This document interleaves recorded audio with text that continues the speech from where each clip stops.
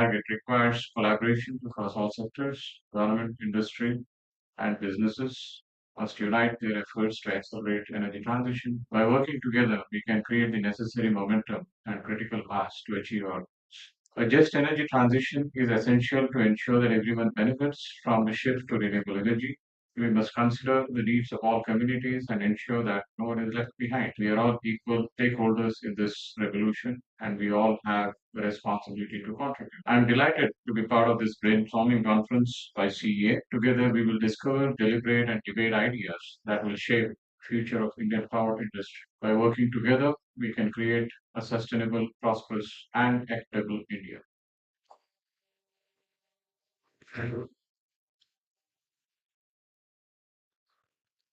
We'd request you all to please settle down. We are about to get started with the sixth session.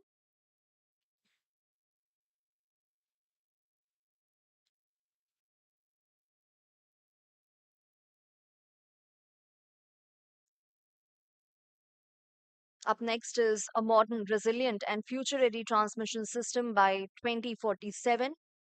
And what it entails, how that can be ensured, is what we'd set out to explore.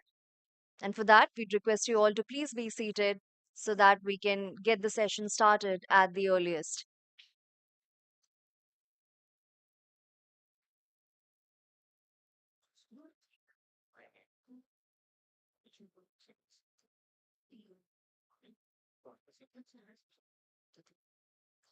सबसे पहले Ashok Kumar Rajput member, फिर अनुष्ठित खुदाचार्य, फिर पीयूष पांड्या, फिर विशाल शर्मा, फिर श्रीनाथ समूह, उसके बाद फिर शर्मा, फिर श्री अभिनेश पाल। ठीक है, तो आप मतलब यही सीक्वेंस फॉलो करो। हाँ, फॉर कॉलिंग एवरीवन। हाँ, सब लोग लेकिन यही बैठे रहेंगे। बैठे रहेंगे। उसके बाद पहले कॉन्टेक्ट से दूंगा तो application.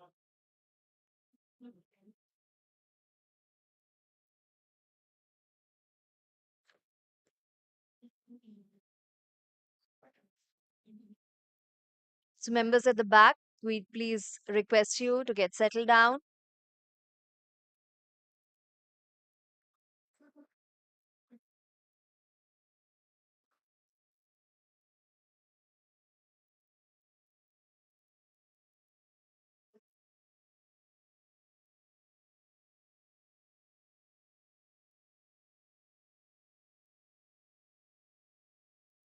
And now we can officially commence our session.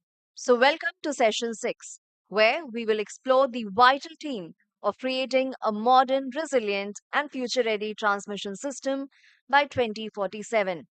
This session will feature insightful context setting, and subsequently, there would be the panel discussion.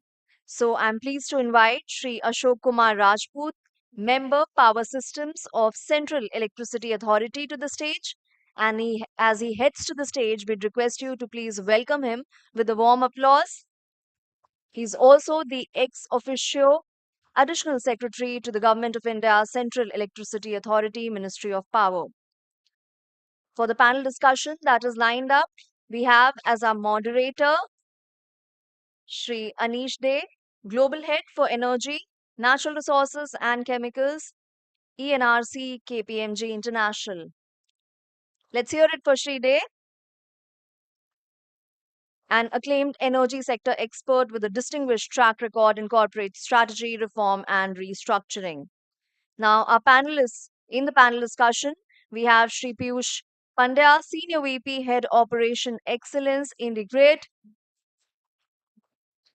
He has over 30 years of professional experience with multiple organizations and is currently working with IndiGrid Limited. We also have Shri Vishal Sharma, Head of Corporate Affairs, Policy and Advocacy, Sterlite Power. Let's hear it for Shri Sharma, and accompanied with multi-sectoral and cross-functional leadership roles with Government of India and now is with the private sector. We are also joined by Shri S.R. Narasimhan, CMD Grid India. Let's hear it for Shri Narasimhan, please.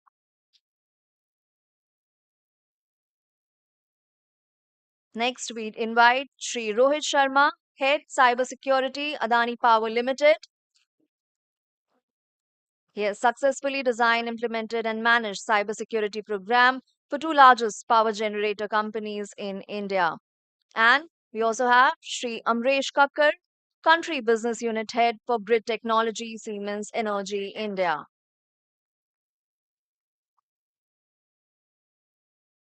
Now, for us to understand what this session would be about, we'd request Shri Ashok Kumar Rajput, Member Power Systems of Central Electricity Authority, to the stage and enlighten us with his insights.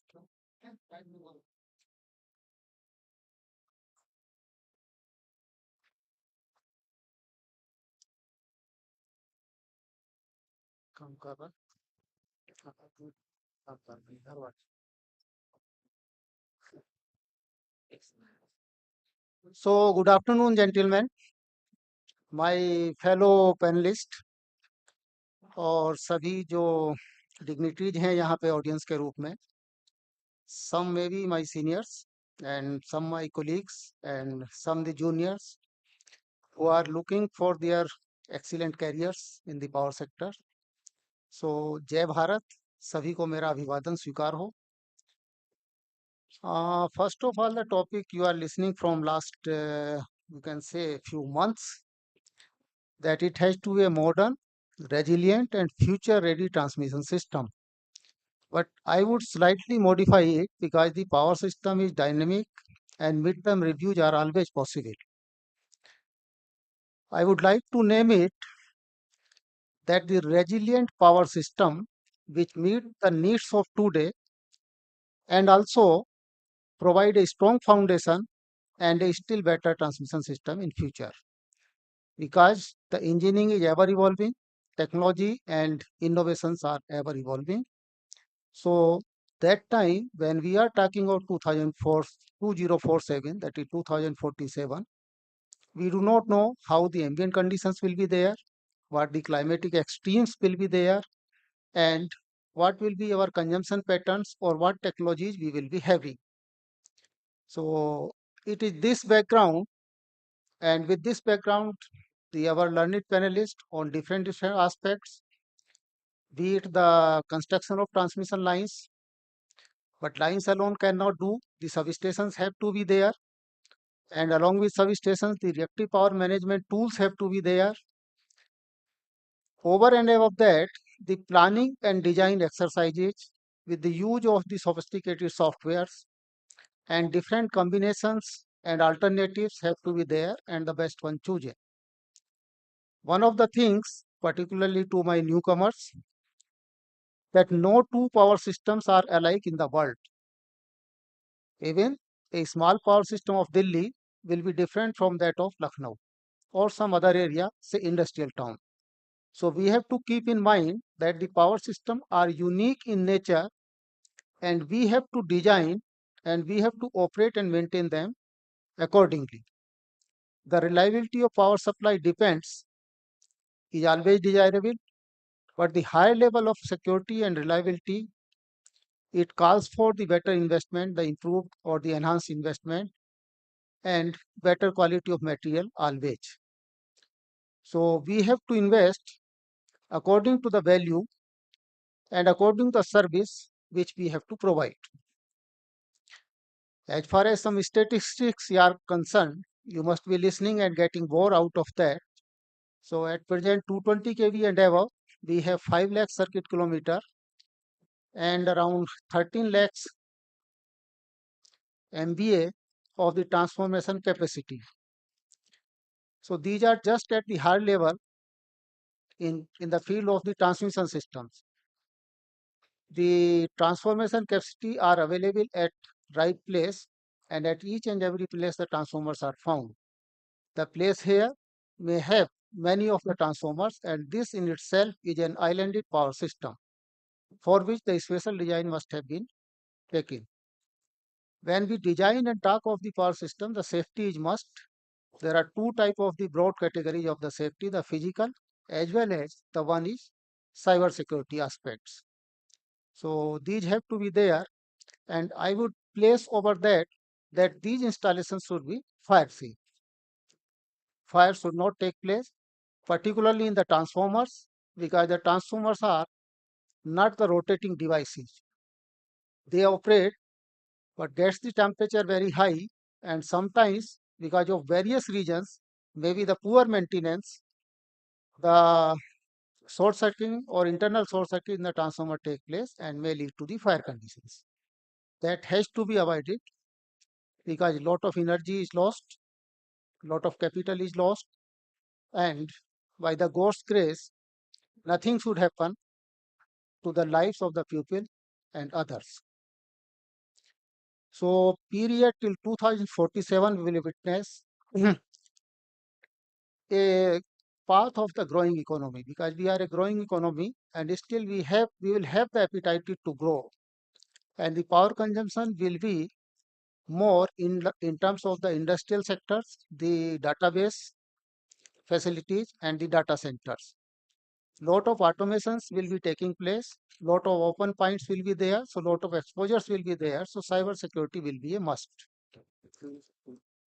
Demand in India is expected to grow significantly in the coming years, and it is imperative to invest in modern transmission technologies, as the title suggests, and also we have to maintain the sustainable development goal, or what in short, what we call the sustainable energy targets or sustainable energy goals for the country. Since we are talking of the energy transition, so SDG is one of the foundation of that, about which we are talking since quite long. And a part of it we are attaining is there have to be small steps. The one big jump will not help. We have to have these small steps. And with the help of the technology, the physical infrastructure, the energy mix, market operations, and the load demand and load management, and particularly now in case of the transport sector, the e-mobility and vehicle to grid or vehicle to X. These will be some of these new devices, new tools, new solutions to which we have to become familiar right now and adopt them as and when the opportunity arises. We have to reduce the reliance on the fossil fuels and promoting the use of renewable energy. You will be surprised that a small bird known as the Great Indian Bustard in Rajasthan blocked about 50,000 square kilometer of the area in which the solar power potential exists, and that's the barren land. There is no problem of the land acquisition. And in case of the existing installations also, because of the court judgment, honorable court judgment, the transmission system came to a halt, and that is what is happening. So in this, my opinion is different, that you have to have the cooperation, coordination, and lot of conversation among the affected groups that can help you. We have tough times, and those tough times are while constructing the system in terms of the rainy season, the standing crops, the working seasons, and the workforce movement at the time of the cropping pattern from the field to their native places. The skilled workforce required for constructing the transmission lines is a peculiar example which is found in select areas of the nation, and they don't have any formal training. So we have to take care of what we are calling, and the parallel session just before some time was going on the capacity building and skill development that has to take care of this type of the skills also. Next element as a part of the modern element, that will be the storage as a transmission element. Dynamic line rating is being talked about. We have to find, and at least we should do some pilot on the dynamic line ratings also. If found suitable, we can expand. There are new materials, new softwares, and new construction technologies, new materials in the form of the STLS and the improved type of the steels, you can say, the high temperature, low sag conductors, which carry high amount of the power, and on over the same right of way. Right of way is generally a problem, and that could be found out with the technological innovations, the monopoles, special type of the towers, special configuration, and the type of the conductors that that calls for the material characteristics. So material characteristics here depend the highest temperature rise, the weight in kg per meter of the conductors, and the swings. And one comes when we have to face, say, the wind zone. Different wind zones are there, 2, 4, 5, and so on.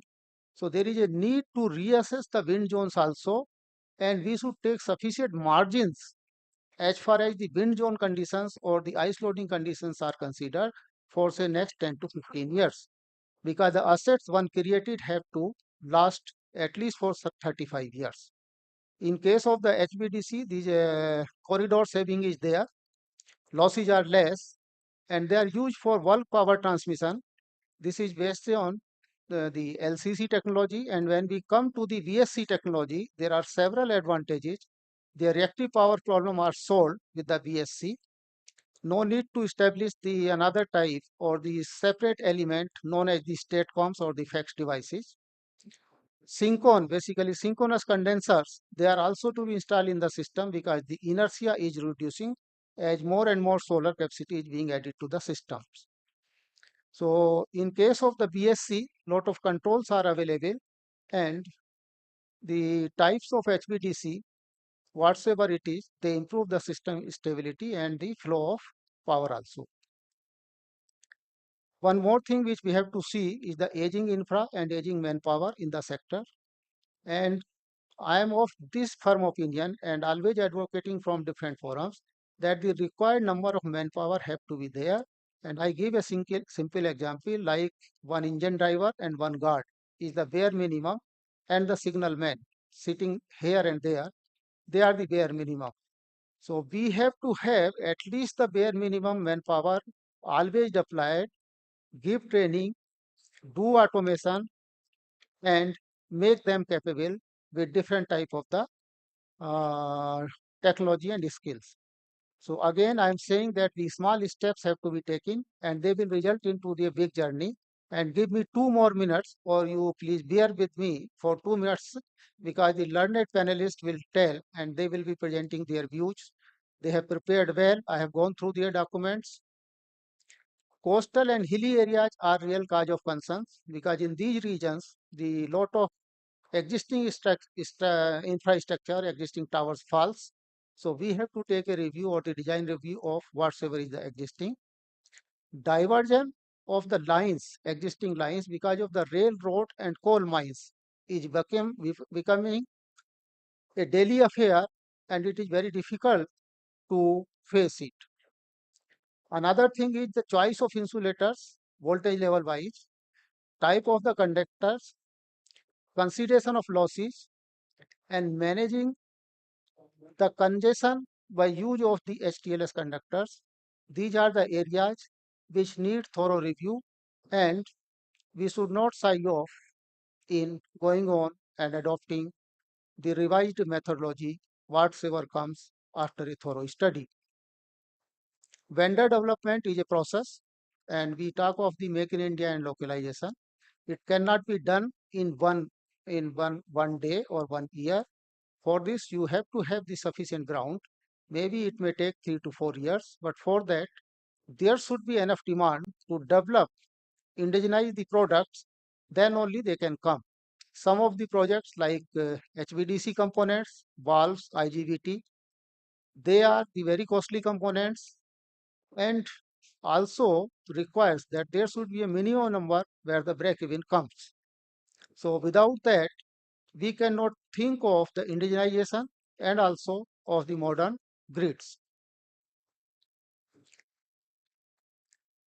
So cyber security, they will be touching on risk assessment. The panelists will be touching on. So these are the only things which I would like to say.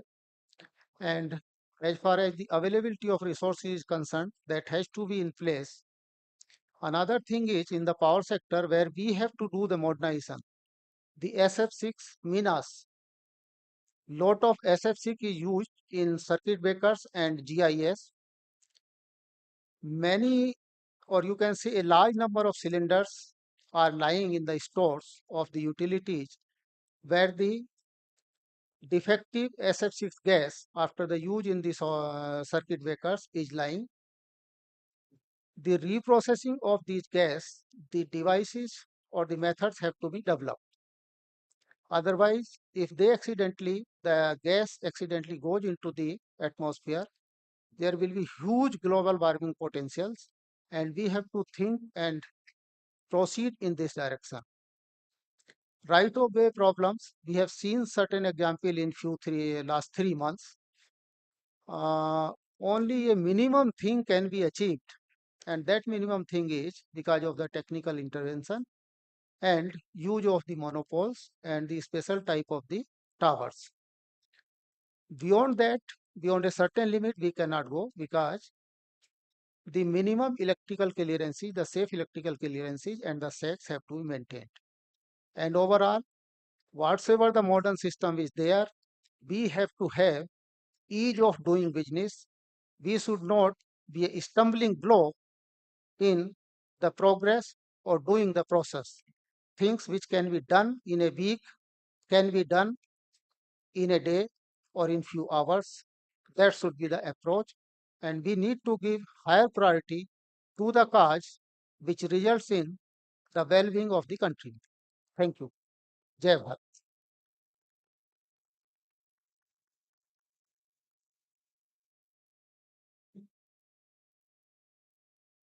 Thank you, Shri Rajput, for setting the context. And now we'd have a short video message by Dr. Prateek Sharma, Vice Chancellor, DTU.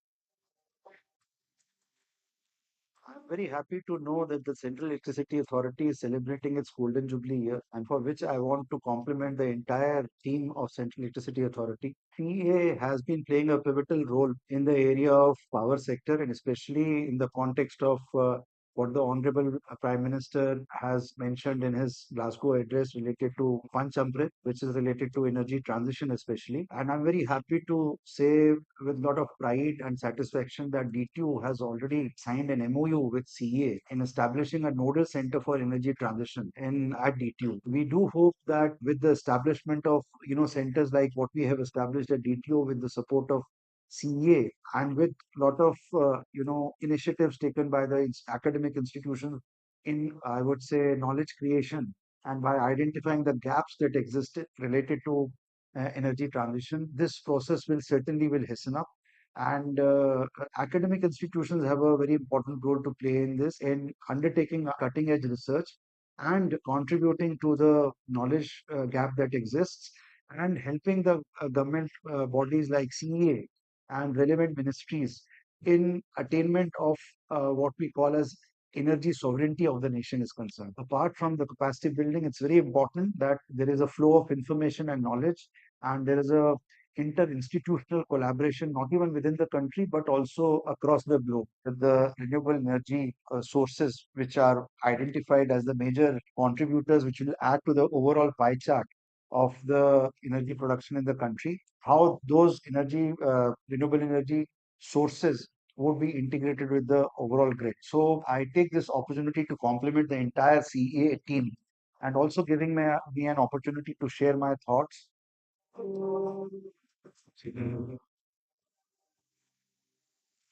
So we are grateful to Dr. Sharma for sharing this video message with us and highlighting the importance of all the stakeholders coming together for energy sovereignty.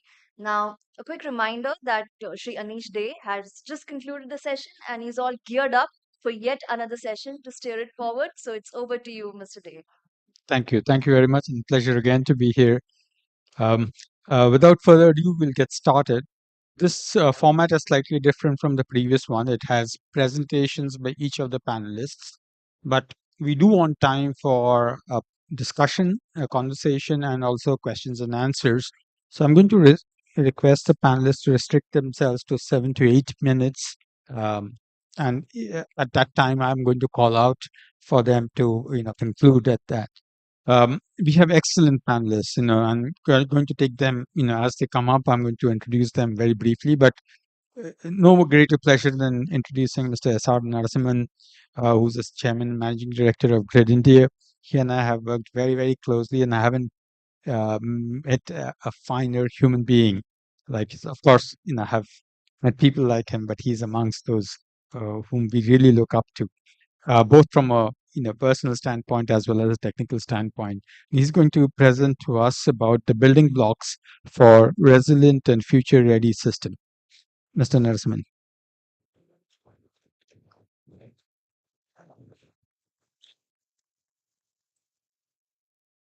Thank you. It's visible? Yeah. Yeah. Good evening, friends. Esteemed panelists on the dais and a distinguished audience. It's really a great honor and pleasure for me to be here on this 50th Golden Jubilee celebrations of the Central Electricity Authority. It's also a proud and nostalgic moment for me, having been part of the Central Electricity Authority from 1988 to 1995, 7.5 years. And in fact, my foundation in system operation that was actually laid in CA, and I owe a lot to that. So the topic, of course, has been mentioned, and transmission is an area where India has already placed a lot of emphasis on transmission. If you go through this IEA report, which was released last November, on secure grids and energy transition, electricity grids and secure energy transition, nearly 10% of the world's transmission system grid, 220 kV and above, is in India. And from the build out from today to 2030, 10% of that would be in India.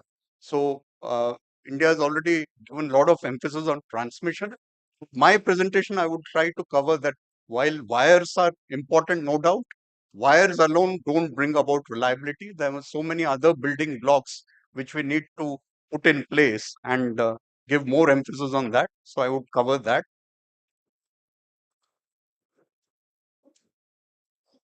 Yeah. So I think so already our renewables journey is well known. What I would only like to say is that you have many states in India.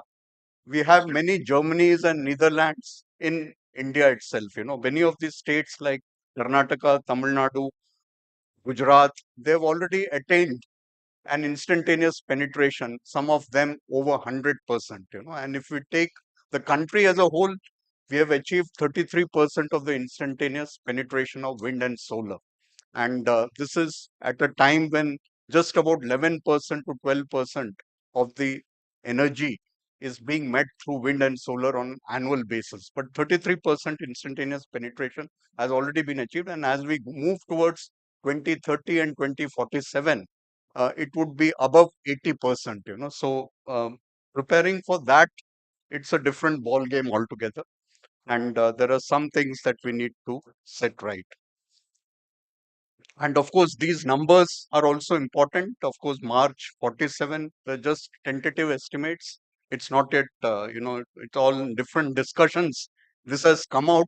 But what's important is that solar and wind would be close to 1650 gigawatt. And I think recently the IEA also released its Renewables 2024 report, which talks about that nearly 11,000 gigawatt of renewables would be there by 2030, and we would be building out 5500 gigawatt from now to 2030. So a good number of that is in India itself. What's important here when we look at transmission is where exactly are these resources going to come. Solar and wind, of course, they would be mostly in the western part of the country, and the best row, if we see the battery energy storage systems, that becomes very important. 300 gigawatts of battery energy storage. So, where exactly should this come so that we save on transmission and distribution? That would be the next set of questions. And already, just for information, like if we have to avoid a 765 kV double circuit line, all that we need is 4 gigawatts 5-hour battery energy storage system. So this 300 gigawatt is a big number, and where we place it, it becomes extremely important in the amount of investments we would be required to make. So first of all, when we talk about a resilient and future ready system, what's most important is the regulations and standards. Unfortunately, we discuss very less about these issues, and these are areas where it takes quite a bit of time, discussion amongst all the stakeholders. The last amendment that we had in the standard was in Feb 2019, and that too it took about more than 2.5 years, of discussion. And so this is something where we would be seriously left behind if we don't modify our regulations and technical standards to take the requirements of 2047 and beyond. Just to illustrate that even battery energy storage systems, our current standards are not adequate to cover battery energy storage systems. And if we need faster response that we are talking about, it needs to be well laid down in the standards. And second is, of course, the sustainable ecosystem for equipment testing. Currently, most of the type tests of equipment, they are carried out in labs overseas. It's important that we have a system of doing it in India. And of course, the field testing, once every 5 years, the grid code talks about field level testing. That ecosystem is something which we need to develop. And a whole host of consulting firms, which do studies for all this. So that becomes important. Resource adequacy and flexibility is well known. Robust transmission planning, I mentioned that we need to factor in energy storage. And transmission planning should go beyond the limited queue management. We are currently, most of our attention is towards managing the queue. But how would the transmission system, would it help in stability and other areas? That's something which more studies would be required, especially when we're looking at 80 to 90% of the instantaneous penetration of wind and solar. Forecasting and scheduling, that's also important. I think Secretary Par, in his opening remarks today morning, he mentioned about that. So that's one area. And lastly, we have many agencies, even in transmission with TBCB, tariff-based competitive bidding, will have a number of agencies within each substation. So it's important that how we package the assets while bidding out, and the coordination during construction and operation, that also would be equally important. Is there any blind zone that we have failed to capture in the initial phase? That's important. So technical standards, it's well known. What I would only like to say is that we have more and more of inverter based resources. Today it's on the generation side, wind, solar, battery energy storage system, but on the load side also, electrolyzers, data centers, they would all be IBR based resources. So how they behave for a fault in the system becomes very important. On 17 June this year, we had a major event in the grid where all the four poles of Champa Kurukshetra HVDC, uh, carrying about 4,000 megawatt, that tripped. And immediately there was a dip in voltage in Kurukshetra, and that led to about lot of air conditioning load, going out, the motors getting stalled, and we lost about 16 gigawatt of load in close in and around Kurukshetra, in Rajasthan, in UP, and this. So that behavior, it wouldn't come out of a normal simulation unless we model the loads properly. Then only we'll be able to. We did that simulation, and the report is there. The CA, there was an inquiry committee. We worked closely on that. So load modeling becomes very important if we have to really understand how the grid would behave. And then grid forming inverters. That's another important area where unless it comes in the standards, it would be difficult to get grid forming inverters and black start resources from battery energy storage systems. That's so very essential to having a high level of resilience. And the ecosystem for testing, that I've already covered. So this is something which we have been discussing with all the stakeholders. We have discussed it with CA also. And even on the previous slide, we are closely working with CA, Mr. Rajput, Mr. Gansham Prasad and their team. And very soon we would have a draft amendment to the technical standards so as to take care for the grids of 2030 and beyond. Resource adequacy and flexibility while meeting the demand during the non-solar hours. That's well understood. Actually with um, huge RE penetration, you can have four combinations. High demand, low RE, which is the worst from a resource adequacy perspective. But the other side of low demand, high RE, that is on the right. We faced this situation last month, in the month of August, where our flexibility was really tested. We had all the power plants being scheduled by Grid India going down to 55%, all the coal-based plants. And that's where we ended up in a serious flexibility-related constraint. So resource adequacy, both are equally important. What's also important is that with the new kinds of load that we are having, like data centers, electrolyzers, it's important that they are also mandated to provide their resource adequacy plan. You can't really bank on banking and such other concepts. These loads, bulk loads, need to demonstrate resource adequacy. That will become very important.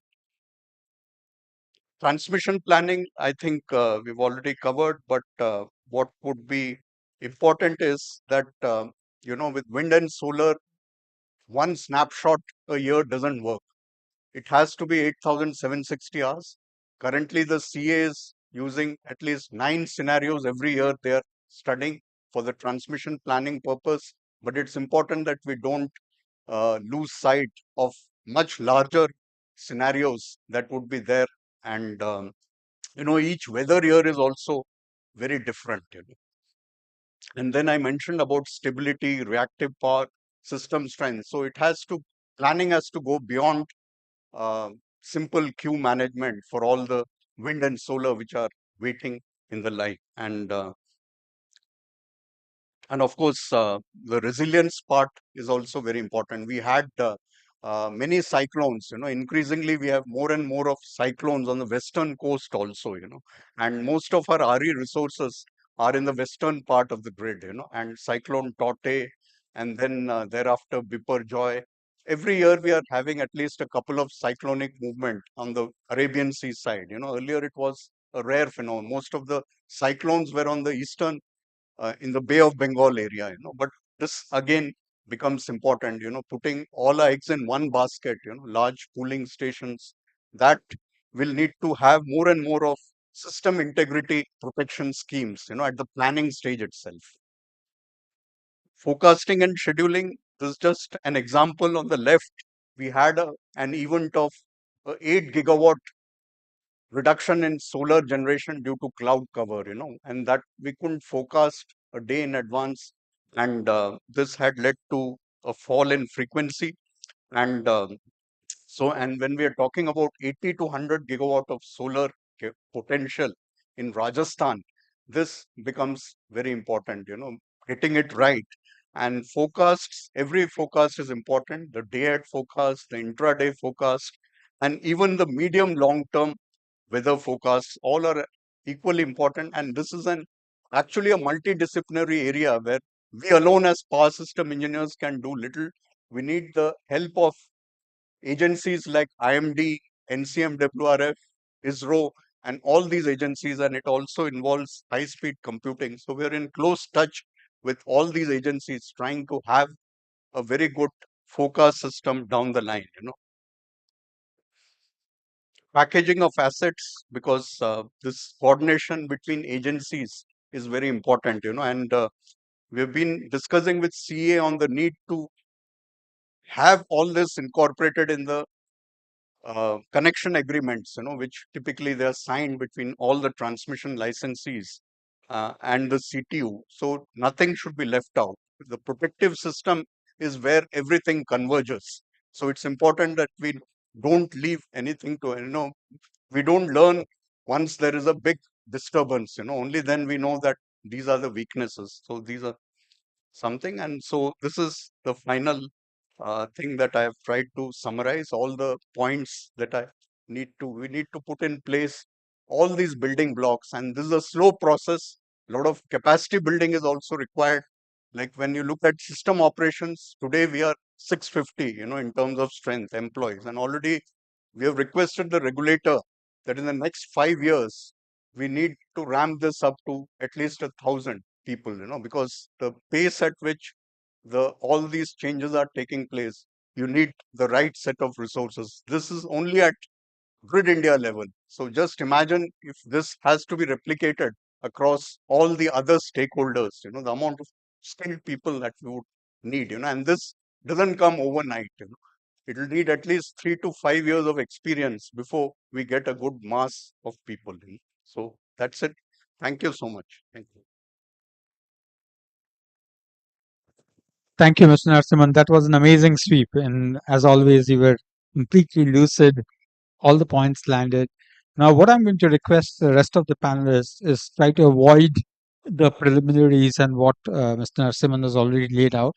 If you have a comment on that, do provide that.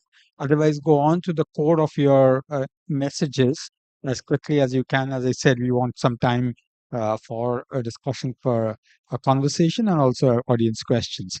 Now, we go next to the theme of no transmission, no transition, or no energy transition.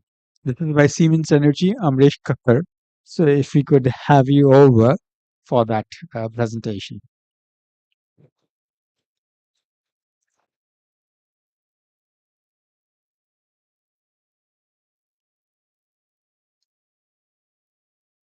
So good afternoon, esteemed panelists, distinguished guests, and my friends over here. I'm representing Siemens Energy here. Unfortunately, this session was to be conducted by our CEO, Mr. Guilherme, but he's not here. He had some personal exigency and I'm filling in for his place. So pardon me if I'm not able to convey the right messages across. I'll just start. The theme, what we said, yes, we're talking about energy transition, but there cannot be any energy transition without transmission. So transmission plays a very, very key and an important role when we are talking about energy transition. Yep. So we talk about the future grids. How do it look like? So there are four important things which we need to focus upon when we're talking about the future grids. There would be a lot of renewable integration. We were talking about 500 gigawatts till 2030. Today we came to know it's now 600 gigawatts till 2032. We are ramping on the onshore.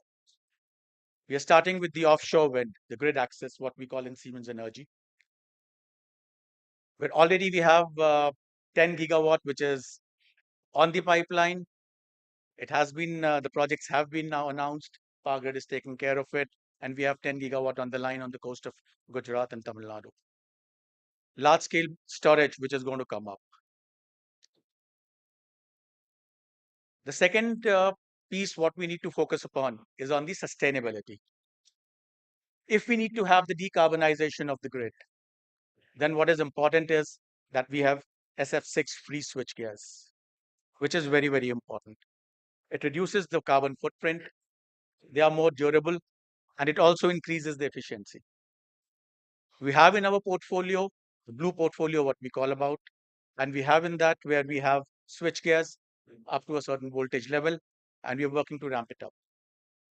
Important here is for the policymakers to also see, because if we look at the Europe, there we see already there are regulations in place. 2030 onwards, there would be a lot of restrictions using the SF6 gas. What are we doing here in India? We have to start thinking now. Now is the time that we start thinking whether we have to use SF6 or we have to go towards the blue gas. The third, demand and the growth, what we already know, we have been hearing it since morning in the opening session as well. 1200 GVA, which is planned, and drivers, what we know about is the AI data, EV, decarbonization of the industries, which is taking place. So the drivers are there. The demand is going to be there. What we need is the expansion of the grid. And fourth, and not the least, is the digitalization, which cuts across. We have to have our sensors in place. We need to collect data. We need to analyze that data. And we need to move towards a preventive maintenance. Preventive and a predictive maintenance. That is what we need to do. Another thing which I'll want to talk about a little bit here is today Siemens Energy has been pioneering on the DC grids. We're trying to work on the DC switching stations and the DC circuit breakers. This a lot of you would have seen. These announcements were made some 6 months ago. So what do we mean by DC grids? Presently, what we have HVDC projects where we have a point-to-point connection. What we intend to do going forward. Moving from point to point, we want to go on a multi-terminal connection. That is our first. And from a multi-terminal connection, we want to move towards a multi-terminal hub. What do we get? What is the value what we get? What is in it for us? Less and less converter stations are required. It increases the flexibility and the redundancy. And again, it's a multi-vendor system. You are not dependent on one particular vendor. It can be integrated across. And this is one system which I can say, which will be the backbone of India's transmission sector going forward. When we're talking of 2047, this is what we will look at, a DC transmission. How the grid of the futures would look like in India. We just try to populate it. We look at the AC network. It's a mesh all across. What we also heard in the morning, there'll be wind and the solar power of the offshore portion, which will come up. The solar is going to go up. We have the converter stations and the storage coming up. And ultimately, what we see is the DC grid. Not a point to point, but a multi-terminal DC, which is going to happen. Last, I'll just like to give you a glimpse on what we are doing in Siemens Energy in India. So we have got 5 business verticals which are there. Digital grids, grid solutions, the products, storage, and service. In the digital grids, we do the grid consulting and the grid automation. Grid solutions is where we do the turnkey projects, talking about substations, talking about statcoms, whether it is HVDC, and we also would be very active in the offshore grid, which is going to come up. When we look at products, I think all of you know we have our products established in transformers we're doing, switchgear we're doing in Mumbai and in Aurangabad. Storage, where we are supporting our global projects on the battery storage system. We still have not ventured into India, but yes, we are having a hub over here supporting the global projects from India. And then we have our services, where we do our modernization and upgrades, conversions from AC to DC, conversion from AIS to GIS, long-term service concepts, and grid integration. So colleagues, thank you so much. Thank you, VM, for being efficient on time. It gives us some time to come back to questions later. We're going to go over to Piyush Pandya of IndiGrid to talk about, continue the thread and talk about emerging technologies in transmission.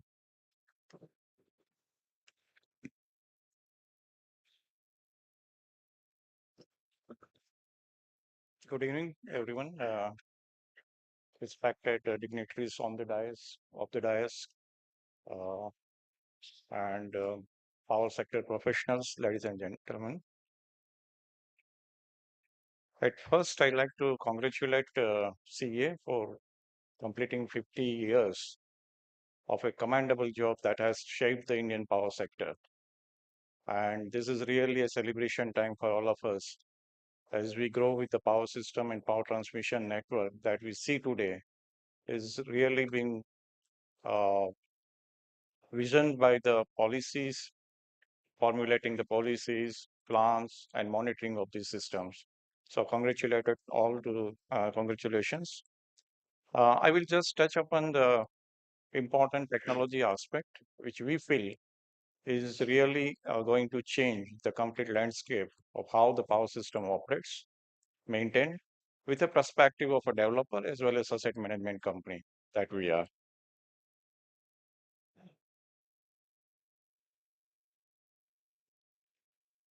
So I represent the Integrated Trust, which are basically asset management company and listed in 2017 under the SEBI regulated InvIT, which is AAA rated by CRISIL, India Ratings, and ICRA. In 2017, when we started the journey, it was around 2 projects to start with. Now we are present in almost 20 states and 2 UT, having 41 projects under management. Our market capitalization is around 105 billion rupees, and asset under management is 283 billion across the India.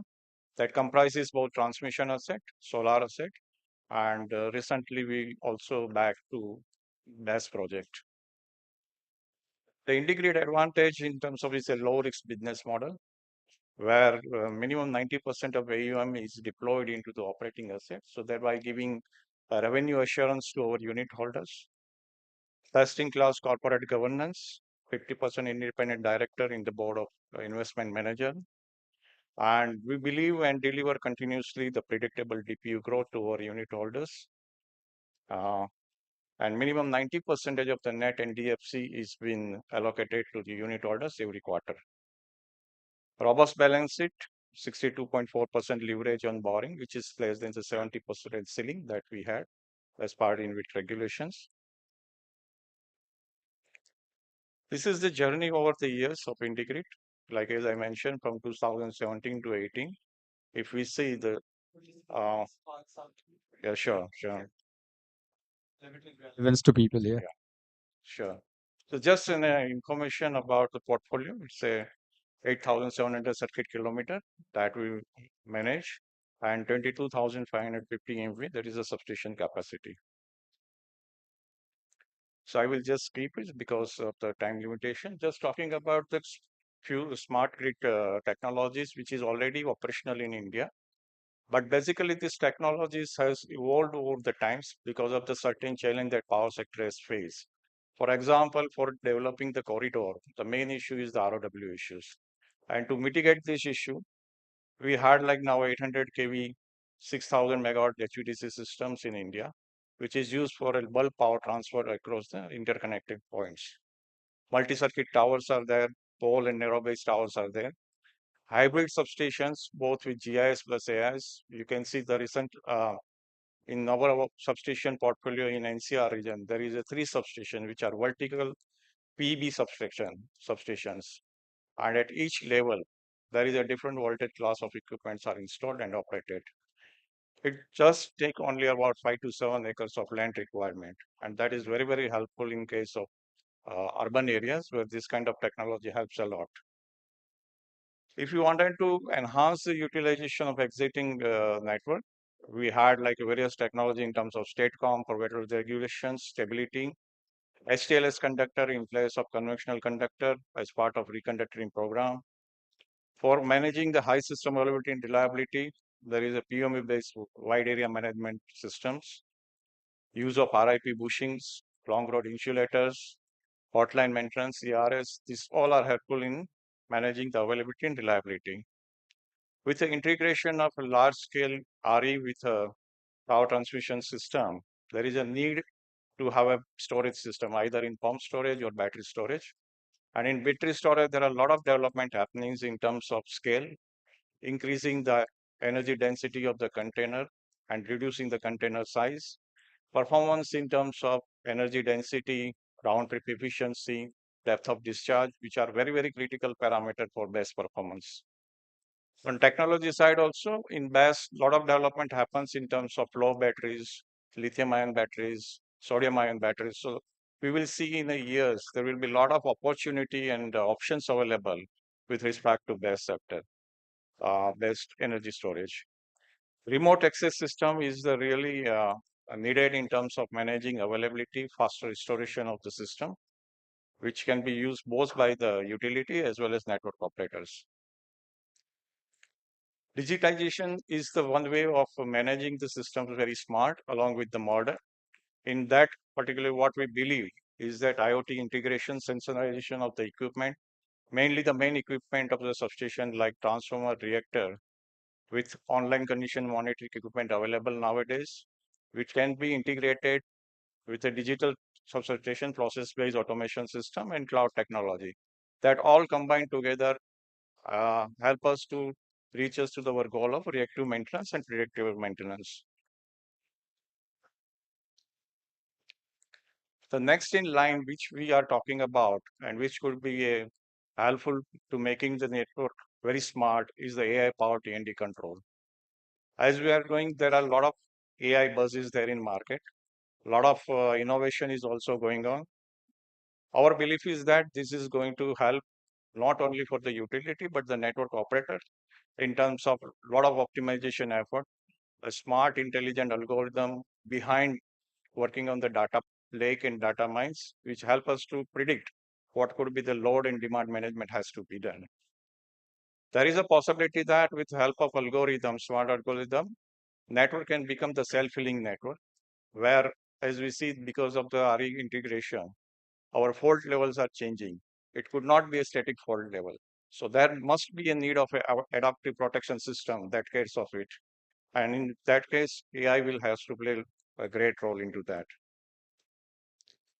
Already my colleague, the co-panelist has already covered this replacement of SF6. A lot of alternate technologies are available in terms of CO2 blended as well as fluoroneutral as well as synthetic gases which are available, and a lot of deployment already taken in EU. Of course, in India, we have to see the technology transfer happening in future. I just want to share one our example or our experience with respect to AI-powered predictive maintenance. If we see any of the transmission utility, the main activity is the transmission line patrolling across the coast country, where a lot of resources are engaged. These resources has to do the patrolling to the transmission line, identify the fault, and then maintenance has to occur. This is the general practice going on for the transmission utility. But with the introduction of the drone, this landscape can be changed. This practice can be changed. In our experience, what we found out is that whatever the we have done the productivity analysis of our resources. So 60% of our time, our crew are on the ground and doing the patrolling work. Now, with the help of one round of drone, we can complete the drone patrolling within a 1 month of time for an entire like 1,000 kilometers with a different number of crews. And the benefit is that it is almost like giving us a very, very minute observations, which is not being detected by the human being. Also, human patrolling is dependent upon the skill, as we know, and that could be inconsistent in terms of having observations. So micro level inspection is possible with the help of drone. It covers the comprehensive 360 degree. Each and every component of transmission line can be monitored. Consistent quality. Effort on human resource can be optimized by almost 60%. There could be a team of engineers who on the back they can analyze the observations and then suggest the predictive maintenance on that path. And overall, this is aim is to increase the reliability. So this is just an example. Of course, I think every utility nowadays is moving to the drone patrolling and they have their own experience. But what we have done that in case of drone patrolling, the drone is capturing thousands of images. That also creates one problem, how to analyze by human intervention. It is almost impossible to do it. So in that case, there should be a AI-enabled module which can analyze the defect, which can do the anomaly detections, and then suggest what are the maintenance required on each of the component. So what we feel that if we have we done a POC with one of the software developer, particularly with respect to two components. One is about the foundations, which is very, very important, and another is about spacer damper. And what we find out that with the help of this AI module, we can have a confidence level of almost like 99%, 90% in some cases, where there was a defect and it was been detected and predicted by this model. So if we have done with a two project, two model, but or in case of transmission line, there could be 35, 40 models that we have to done, which is a huge task at initial, but I think in long run, it will pay off well. Yeah. Okay. So along with the drone patrolling, vegetation management by satellite is another area, is another emerging technology. Combining both, I think it could completely change the O&M practice for the transmission utility in the future. Just touching on the industry specific issues as was suggested earlier. So sourcing based issues, we know for particularly substations. There are sourcing related issues with respect to transformer, reactor, bushing, which have a long lead time. And then asset management perspective, there are issues related to premature for insulator. We earlier thought about replacing the conventional insulator by polymer insulator will be having a good life.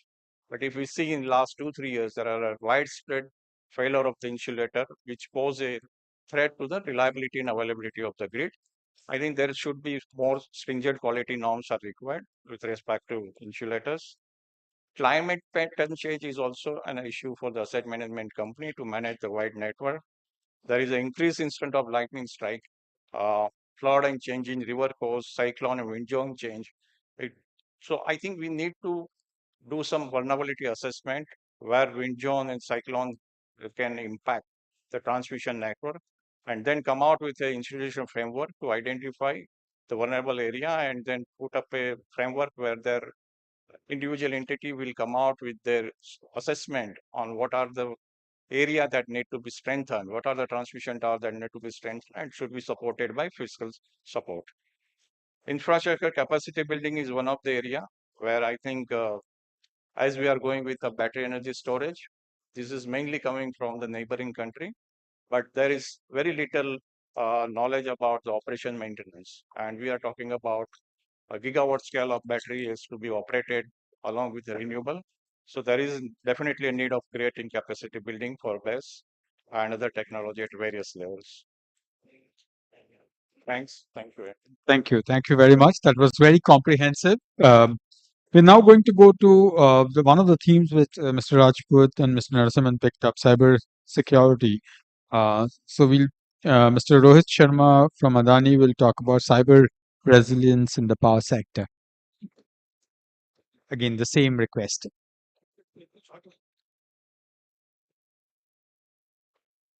I guess so. Yeah, thank you. So, good evening, everyone. My fellow panelists, distinguished guests, and my dear friends. So, cyber security has become the buzzword in almost all the technical domains and sectors. And let's start with how it has emerged. So, up till 1900s, there were only two domains in warfare: land and sea. And Britain and related powers who became naval powers conquered the world because of their naval forces. In 1900s, in World War One, air emerged as another domain in warfare. And then later 1900s, we saw the rise of space. In 2000s, cyber has emerged as the fifth domain in warfare.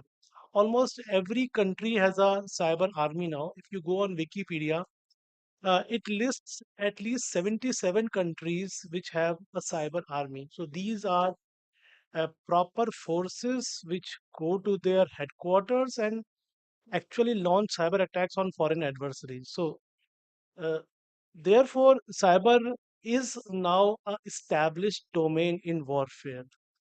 What is going to be a target of a cyber war? So, most probably, the critical sectors of the foreign nation's economy on which you want to attack are going to be the probable targets.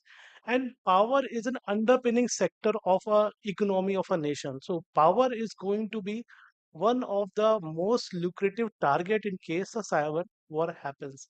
And a precedents we have already seen in case of Ukraine, where there was massive cyber attacks across their economic sectors, and there were two major attacks that happened on power sector in Ukraine in December 2015 and December 2016, in which one attack was extremely successful and about 25 lakh people were left out of electricity for a lot of time. So cyber has become one of the major risks, technical risk for power sector.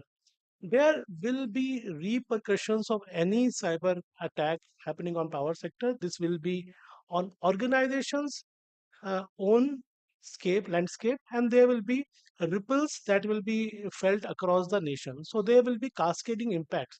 For example, in case of a transmission uh, focus attack on a power grid, there will be definite repercussions or cascade impacts on other sectors of the economy. So there are national considerations as well as there are organizational considerations in ensuring the cyber security of an organization. Now, what can be a potential target in case of various subsectors of power? So the prime target in fact the power sector is load dispatch centers or the grid management system. So consider what happens if I launch a DDoS attack, which is a distributed denial of service attack, on all the LDC's websites. So LDC's websites are basically used to publish the schedule generation and are used by almost all the utilities to get the generation details. Almost every utility has written automated scripts to scrap this data from websites and then they use it internally. Now I can simply launch a distributed denial of service attacks and all of these websites will become unavailable. A vital piece of information which is used by all the generation utilities and transmission utilities will become unavailable and it is very cheap to launch. Similarly, there are other specific attacks which can be launched on, say, industrial control systems like SCADA or VAMs, or distributed control systems used in power generation, or substation automation systems. And in fact, since smart metering is coming as another subsector inside the power sector, it is also going to be one of the most lucrative targets in cyber attacks. So consider what happens if I am able to find a vulnerability in smart meters deployed across crores of households. One simple malware and millions of homes go out of electricity, or their bills get inflated, and then you have a financial disaster at hand. So, in terms of the two kinds of system that are deployed in every utility, there's a IT system and there's a industrial control systems. While you have a lot of protection that is available for IT, the industrial control systems are a soft target because the cyber security of ICS is still lagging behind decades compared to IT side of things. Talking about ICS security, we used to think of malware only being a IT phenomena, that there is going to be a ransomware that is going to come into your IT system and then probably a ransom money would be asked. But over the period of last 10 years, we have seen ICS specific malwares which are found on the net. There are at least 9 specific malware families that are spread across the internet, and all of these have been found and have been categorized. You can see in the list I have just displayed on the slide, there are malwares which specifically target IEC 101, IEC 61850, IEC 104, which are protocols which are used for grid communication. In fact, the malware which was used in Ukraine cyber attack in 2015, it has 4 modules, which included a module for OPCDA, IEC 101, IEC 61850, and IEC 104. And it was specifically designed to open circuit breakers. Just imagine what happens if one of the utilities gets impacted by one of these malware. There is no amount of damage that will not happen if this happens. And people talk about their industrial control systems being air gapped, that we are not connected to internet. Let me tell you, that is only a myth. The International Space Station orbits the Earth at a distance of 400 kilometers. You cannot create a larger air gap than this. And there have been multiple malware attacks that have happened in ISS. So, air gap protection or saying that my control system is not connected anywhere, it is only a myth. You can still be attacked. There are methods using which air gap can be jumped. And another problem that we have seen emerging are supply chain attacks. I will just, in fact, start with the latest example that happened. all of you would be familiar with this specific case. It was a supply chain attack. It included hardware manipulation and a software manipulation.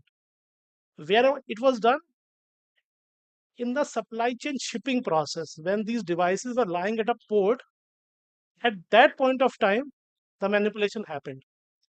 And uh, people waited for 6 months to find an appropriate time to actually launch the attack. So supply chain attacks are always going to be very long term things, that people will supply you equipment with backdoors. They will wait for years, and at the appropriate time, when the damage will be severe, or there will be, say, uh, diplomatic challenges, then you will see this coming into picture. And we actually saw something like this happening during the Doklam incident, in which there were malwares which were discovered inside the grid system.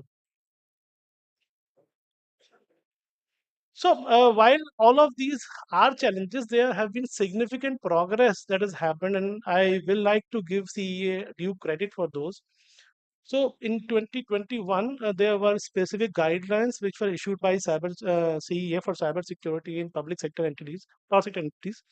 And now there is a regulation for cybersecurity in power sector, which has already been published in the public domain and is due to be released. There are several steps that CA has recommended, and almost everyone in the sector has followed.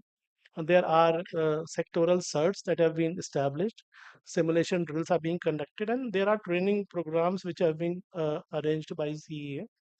In addition to that, there are two major institutes that have been set up. First of all is the Center of Excellence for Cybersecurity at IIC Bangalore, which has been set up with the help of Power Grid. And another one was just launched a couple of days ago by Honorable Minister. It is called CSERT Power, or Center for Cybersecurity Incident Response. So this center is supposed to be a focal point of responding to any kind of cybersecurity incident which happens in the power sector, and they are also supposed to prepare a framework for cybersecurity in the sector. So while this is a lot of good work that has happened in the past decade, the intent of this entire conference was to have brainstorming of ideas. So I will just leave a few ideas at the table for everybody to brainstorm what we can do at our end, and as a citizen of India, to secure our power sector. First of all, whatever has been established or discovered till now, that is not going to be the next attack that happens. Everything that has been discovered, people who are diligent will take protection against those. For example, the pager attack, it was never thought of. That was the reason it was so effective, that it in fact almost destroyed the morale of the target. Therefore, what are the possible attack paths that can be used to target? So we have to do some kind of discovery on these methods. This activity is called red teaming in the vocabulary of defense and cybersecurity. So probably we can create red teams in the sector by having coordination between multiple entities. Then to cater to supply chain attacks, the only method is to find it before it takes place. So probably we need to set up a testing facility or a mechanism so that we can discover these before they actually take place. A lot of people are talking about digitalization. So there's a saying in the movie Spider-Man that with great power comes great responsibility. And let me tell you, with every digital project, there comes a cyber risk. No digital project is complete without a cyber risk assessment and proper mitigation, because you are just going to infuse a lot of digital risk in your ecosystem. So talks about AI, uh, people assume that it's only going to be the plus side of things. There is going to be efficiency that is going to bring in a lot of analytics will be there, you will get a lot of dashboard. But there are instances in which AI, if poisoned, can actually destroy whatever you have built. So no digital project is going to be a panacea for your efficiency or new businesses unless and until you consider there is a risk associated with it. So that is the same with IoT. You think that every equipment which can, yeah, it's this last one. Yeah. So AI, ML, and IoT is also going to do the same thing. Then there are capacity issues. It is a difficult to understand domain, and specifically in a sector like power, it requires a combination of understanding the power sector and understanding cybersecurity. So we need to do a lot on the capacity building side. Finally, from the government side, what are the regulations and policies that can be set up to build the security posture across the sector?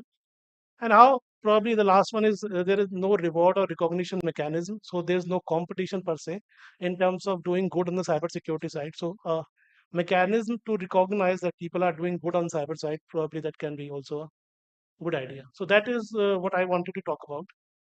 Thank you, Mr. Sharma. That was a very, very thoughtful presentation. I must congratulate you for that. It gives Mr. Rajput, Mr. Narasimhan, and others a lot to think about for as future actions. Let's quickly go over to Mr. Vishal Sharma of Sterlite to bring it together and talk about developing robust and future-ready transmission systems. Again, just be very brief because we're there more or less at the end of Hi, time. good evening, ladies and gentlemen. The most difficult task to be the last speaker, but I'll try and make it very fast. The agenda, I'll skip energy ambition, 1125 gigawatts by 2047, as people talked about 1640 also. Net zero goals by 2070, investment requirement of $200 billion. So that should raise some eyebrows because this would happen only with a lot of public-private partnerships and private sector participation. Challenges, I'll skip. Future of power transmission, I'll skip. Everybody's talked about that. Future ready grids, transforming transmission with technology. All these terms have been talked about by various speakers. I'll skip. I'll only talk about these two ones in green, the HVDC technology and the offshore wind energy evacuation, right? HVDC technology for a robust transmission system. This where I would like to talk about. Mr. Rajput has already brought about the high efficiency in long distance transmission. Though the initial capex is high, but it reduces the transmission losses over long distances, especially above 600 kilometers. Enables integration of diverse renewables, right-of-way efficiency, advanced control and real-time power flow management, offshore wind connectivity, especially when the offshore wind farms are greater than 40 kilometers from the shore. And therefore, and India is targeting this 1125 gigawatts by 2047. Hence, HVDC becomes very vital. And so, various countries are at various stages of HVDC. India is also, I'll talk about in the next slide. We are already doing a lot of stuff there. If you see this, you'll realize that the current landscape of HVDC projects in India, we have about 40 gigawatts ongoing and under planning. If you see the table, the top five, the top four, serial 1 to 4, are the ones which are approved and ongoing, and the below ones, serial number 5 to 8, the column below are the ones which are going to be upcoming in the future. The point to note is that the column which you see in yellow is the area of concern. The concern is that even at the bidding stage, we are facing delays of about 9 months to 13 months or 15 months because of various constraints. The constraints are key supply chain challenges in HVDC technology. There are limited suppliers. We have basically just three: Siemens, Hitachi, and GE, where they are focused on the various countries.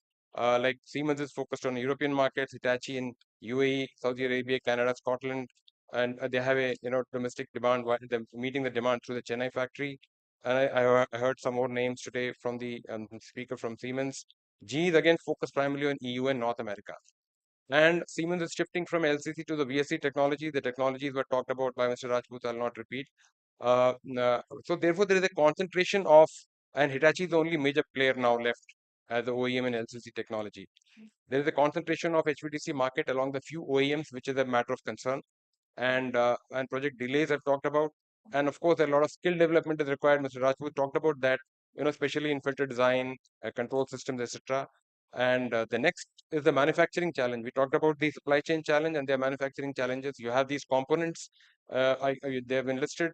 converter transformers, valves, air cooled reactors. We see most of them, they are limit. There is a limited domestic capacity, technological dependence, and dependency on foreign expertise, high import dependency, limited R&D and design capability. Air reactors, nobody manufacturing. Serial number 3. Serial number 4, again you find that Hitachi is manufacturing in Chennai.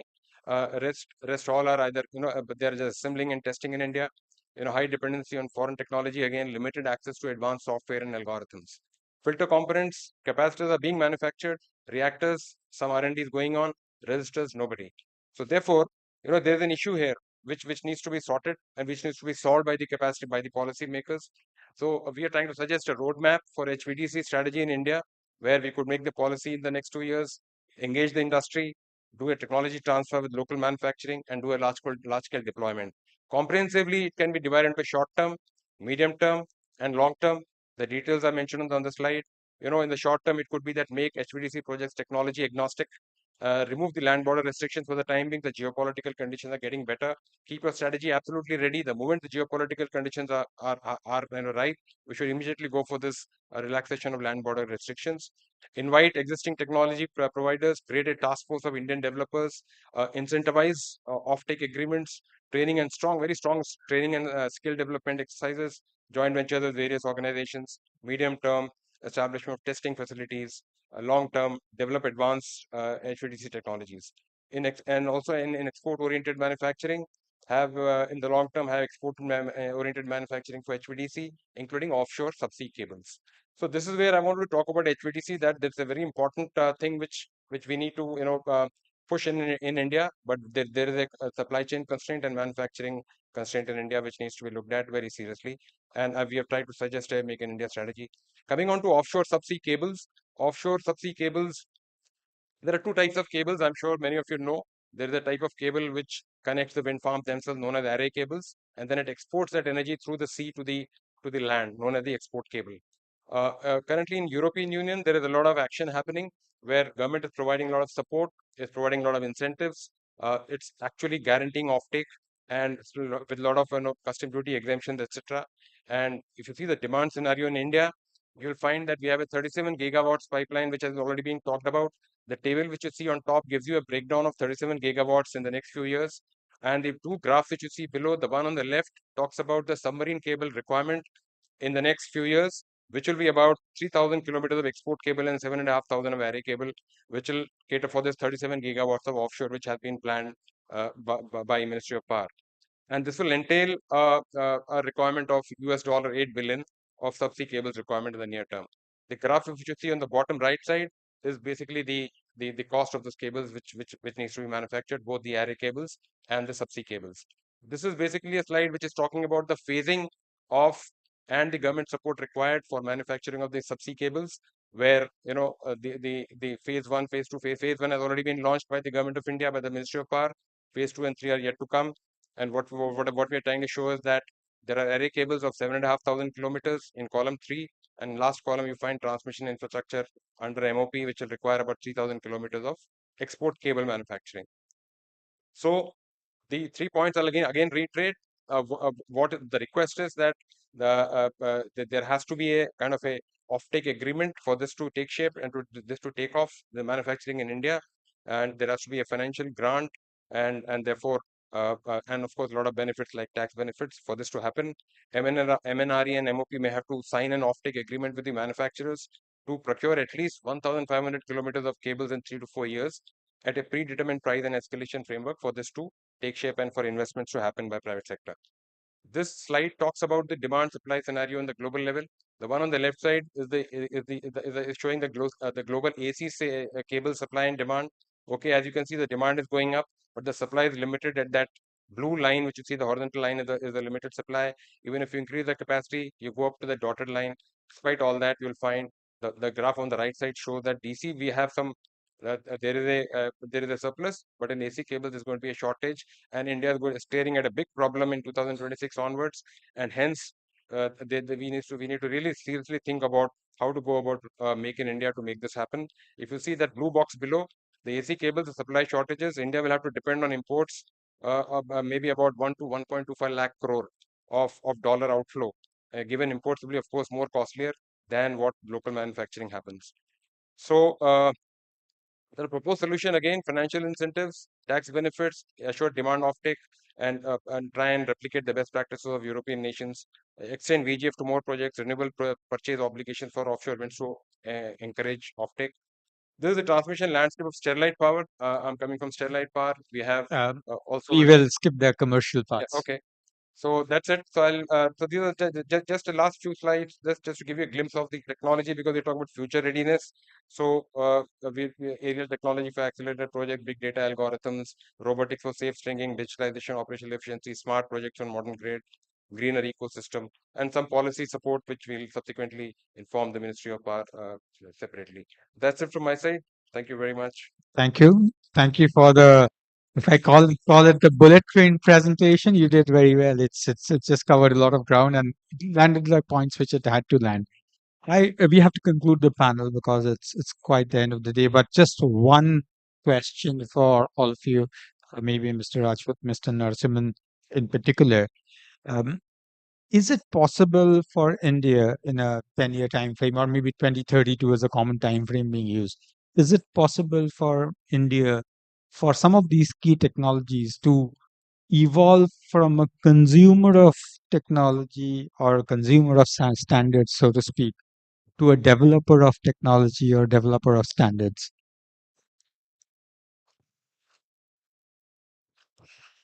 My perspective is that everything is possible and depends on the commercial principles. Things can be developed here provided the market and the sizable demand exist. As I told in the beginning itself that the indigenization is possible, and after say 2017 or you can say 18-19, lot many things have been done, which if I start speaking here may take around 20 to 30 minutes. These are not visible so here, these are visible to the users, and there were things that our companies were not having the orders, and after say 4 years things have evolved in such a way, particularly focusing on self-reliance and make in India and the energy security, that these companies are having lot of orders and they may not be in a position to deliver in time. There are certain things, and in this particular example, if we say uh, RIP bushing, you say, don't go to many power electronics base and like this.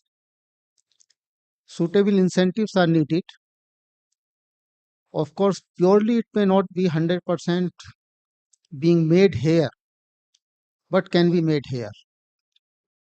And all the companies in the world whose parents are in Europe or in somewhere else, they are also doing the business in a fashion that from where it becomes the most economic and the delivery point is suitable. And not only the delivery, after sales service are also required and the commissioning is also required.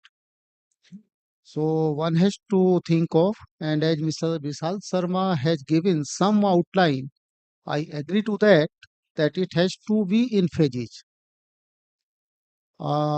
Just a motivating idea. If we can make the cryogenic engines and if we can do without the uranium fuel for our Tarapur plant, we can also do in this field certain, in case of the power electronics, certain companies are coming to us. They say you allow us to meet or you kindly facilitate to meet so that we could talk to them and we could plan to establish these manufacturing facilities.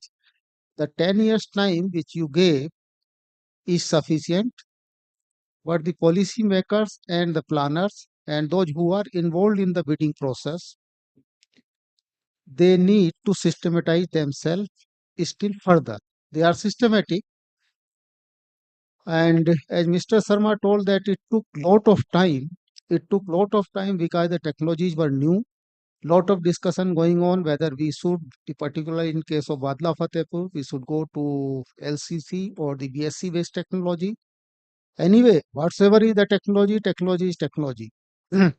And it cannot come, it cannot go in the farm It has to be in the labs first, then from the lab to the models, and those models to be commercialized and tested. So everything has to be done in a mission mode. If we do it in a mission mode, let it be very clear, it can be done. We are talking of the power electronics, and similar is the condition as far as supply chain is considered. We are struggling a lot for last many years about the CRGO. We are doing many things, we are talking big, but not able to find a solution about these things. We have listed in the Department of Science and Technology policy also that which are the things which need indigenization, and at different forums also. But we do not know what interest plays and which things would be developed, which things would be imported. It has to be very much clarified, and if we want, we can do. Yes. Thank you. Mr. Asaman, any final comments? Yeah, I also tend to agree with Mr. Rajput. Actually, we need a both. We can't say do away totally with imports, right? And make in India, of course, whatever is said, have like Department of Atomic Energy and space research organizations, the work that we have done, that speaks for itself. So we should have a mix of both, and try to move forward, because the targets, as we all have seen, they are, phenomenally high. It's very difficult to bank only on one particular this thing. We can, yes, we can certainly.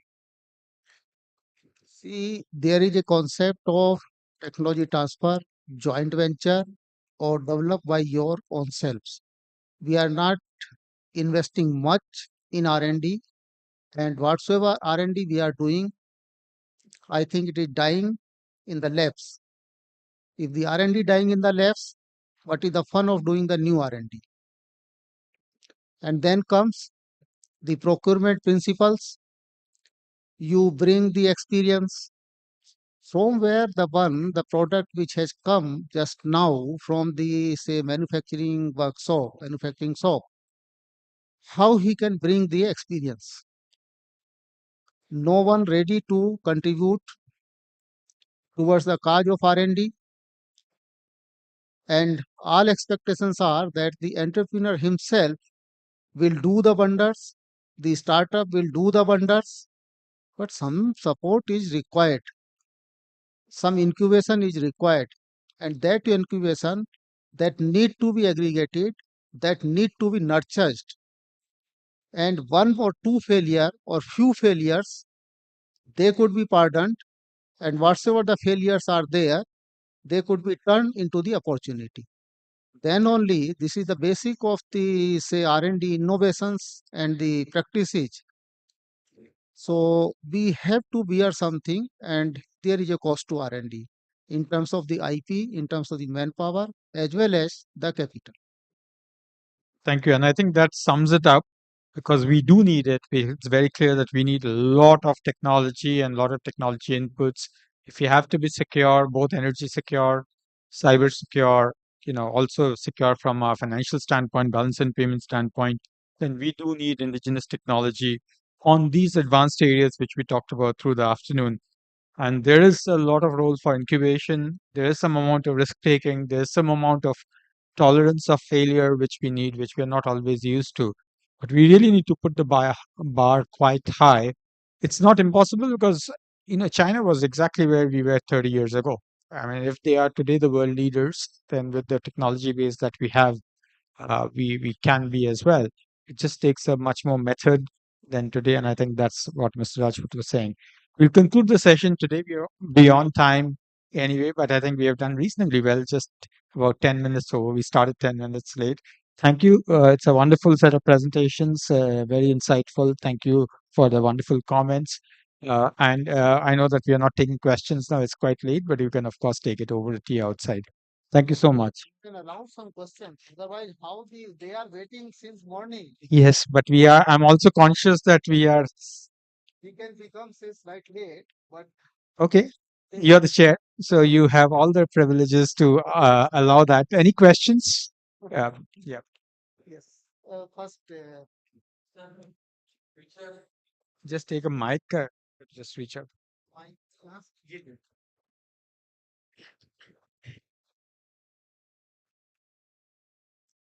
Sir, my name is Sailesh Modi from ERDA Baroda.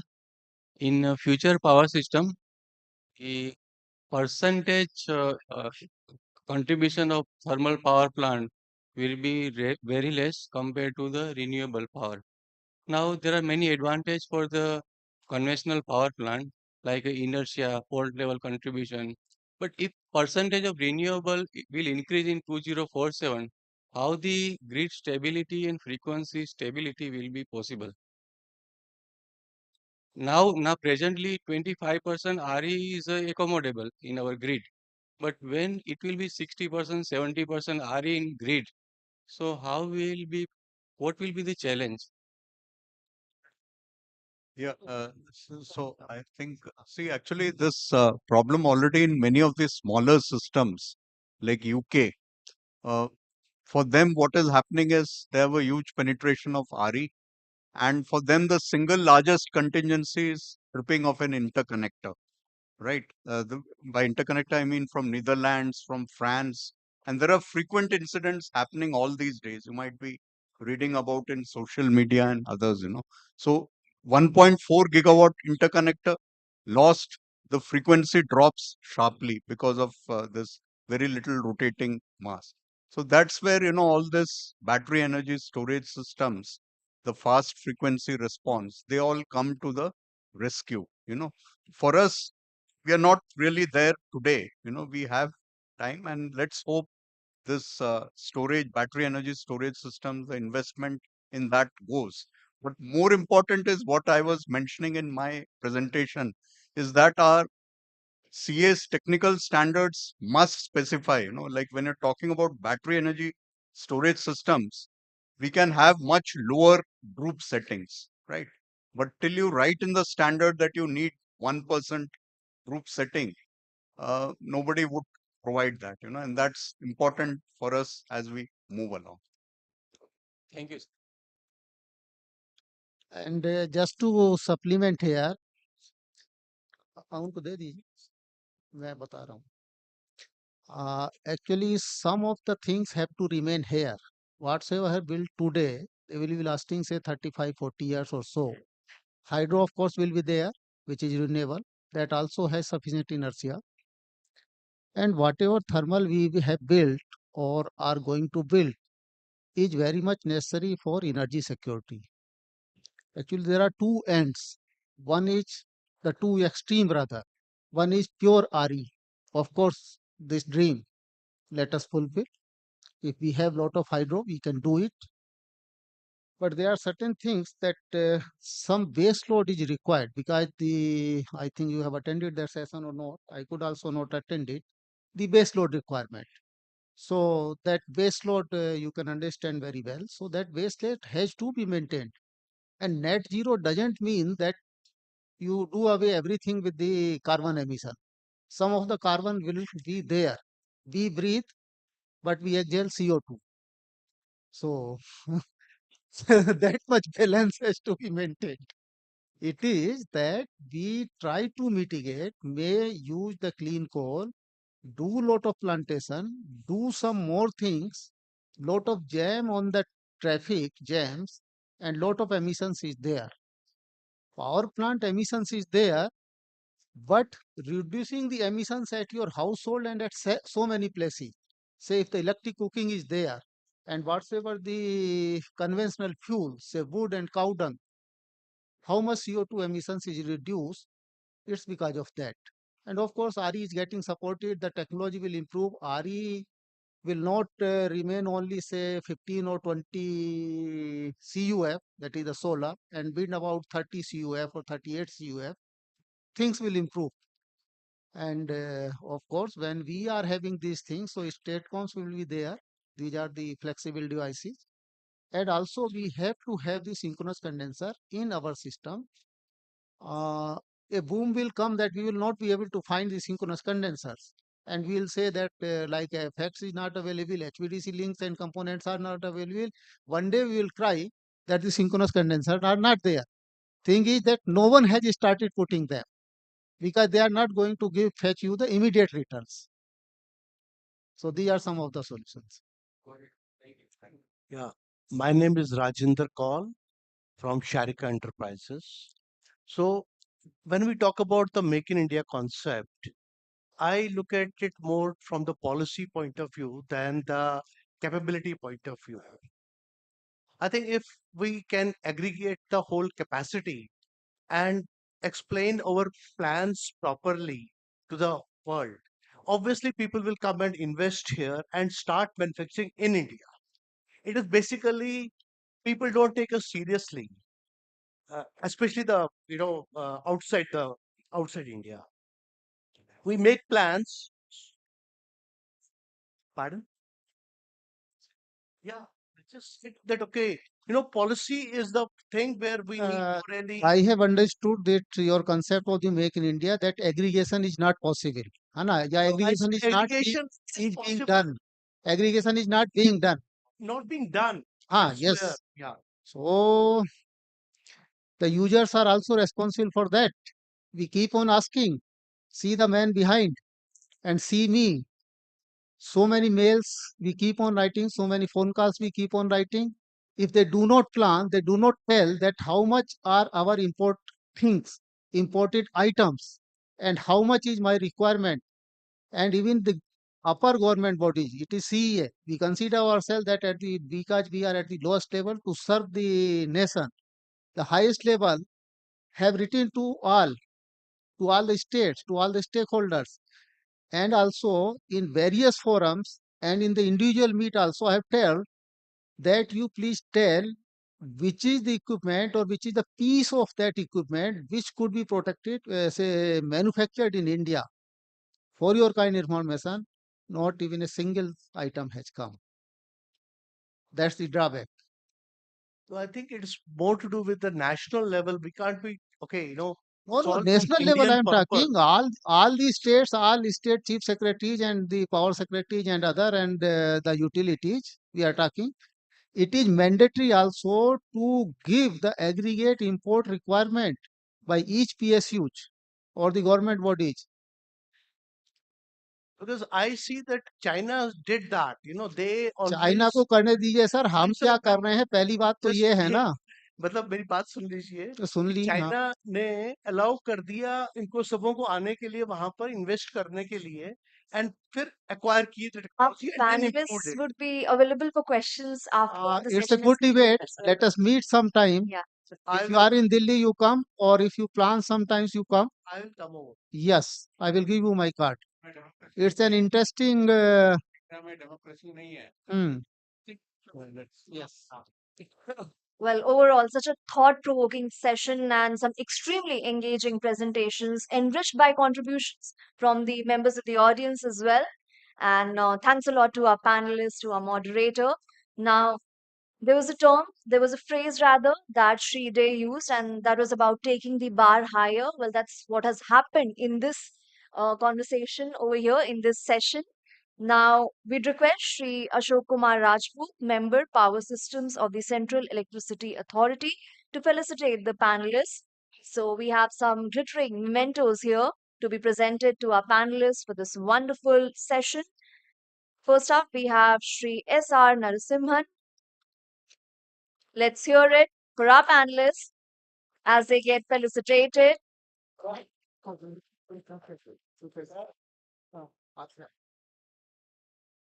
Shri S.R. Narasimhan, CMD Grid India.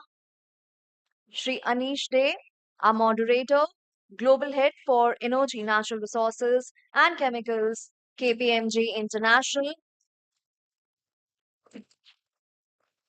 Shri Piyush Pandya, Senior VP, Head Operation Excellence, IndiGrid.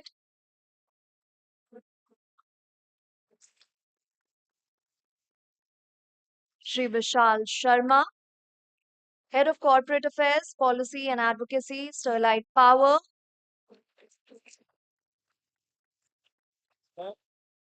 Shri Sharma being felicitated. Shri Rohit Sharma, Head Cyber Security, Adani Power Limited.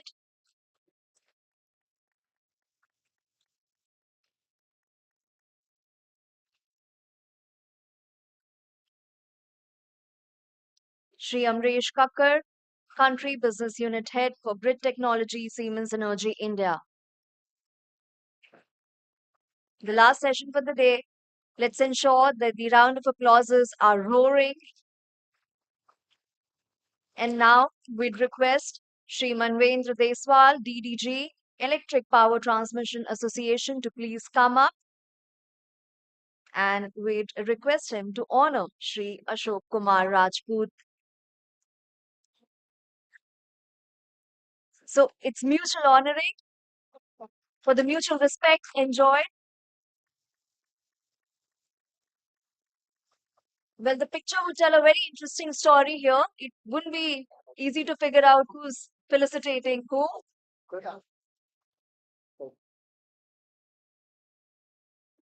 And now time for the group picture.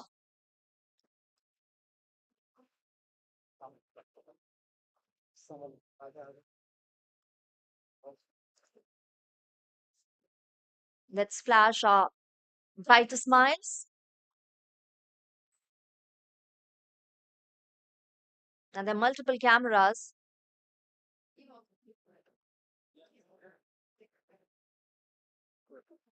Once again, a big thank you to the panelists.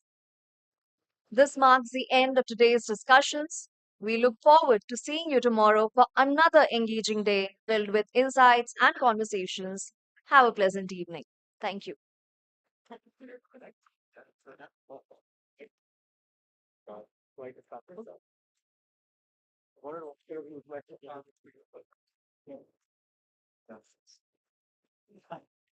Yeah,